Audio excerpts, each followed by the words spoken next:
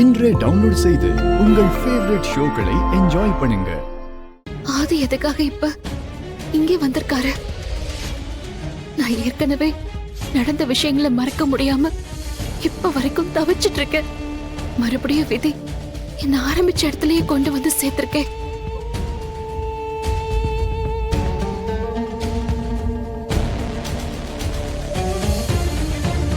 பாரதி, என்ன வேடிக்கை பார்த்துட்டு இருக்கீங்க?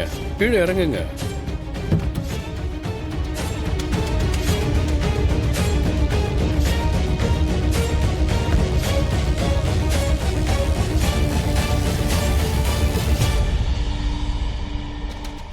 சார், இப்ப எதுக்கு சார் நாம இங்க வந்திருக்கோம்?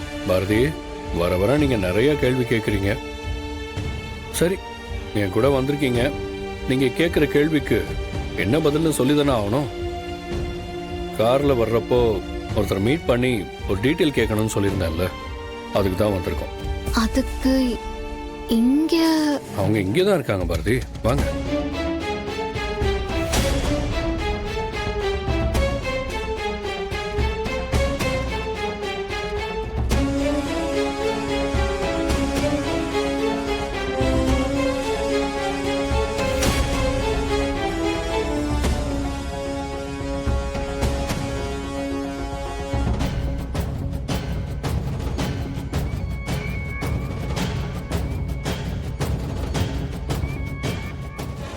மேம், சொல்லுங்க.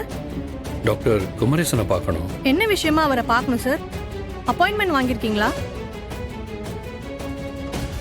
இல்லை மேம், அவரை பார்க்கறதுக்காக இன்னொரு டாக்டர் என்னை ரெஃபர் பண்ணியிருக்காங்க.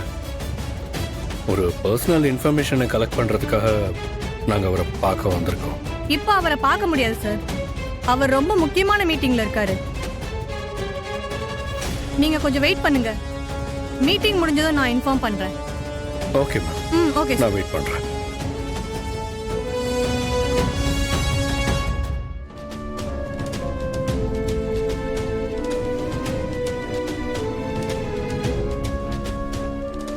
டாக்டர் சொன்னதை வச்சு பார்க்குறப்போ எனக்கு ஹார்ட் டிரான்ஸ்பிளான்டேஷன் இந்த ஹாஸ்பிட்டலில் தான் நடந்திருக்கு.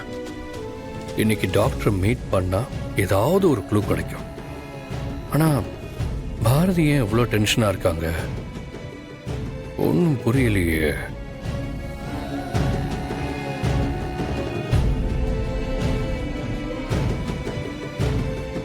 பாரதி, என்கிட்ட ஏதோ கேட்கணும்னு நினைக்கிறீங்க, சும்மா கேளுங்க. சார், நாம எதுக்காக சார் இங்க வந்திருக்கோம்? நான் தான் ஏற்கனவே சொன்னேனே பாரதி, ஹார்ட்ல எனக்கு ஏதோ ப்ராப்ளம் இருக்கிற மாதிரி இருக்கு. அதுக்கு அந்த டாக்டர் ரெஃபர் பண்ணி இங்கே ஒரு டாக்டரை பார்க்கறதுக்கு வந்திருக்கோம். இந்த டாக்டர் மூலமா கண்டிப்பா ஏதாவது இன்ஃபர்மேஷன் கிடைக்கும். ஆதி டாக்டரை மீட் பண்ணி பேசினா உண்மையெல்லாம் தெரிஞ்சிருமே.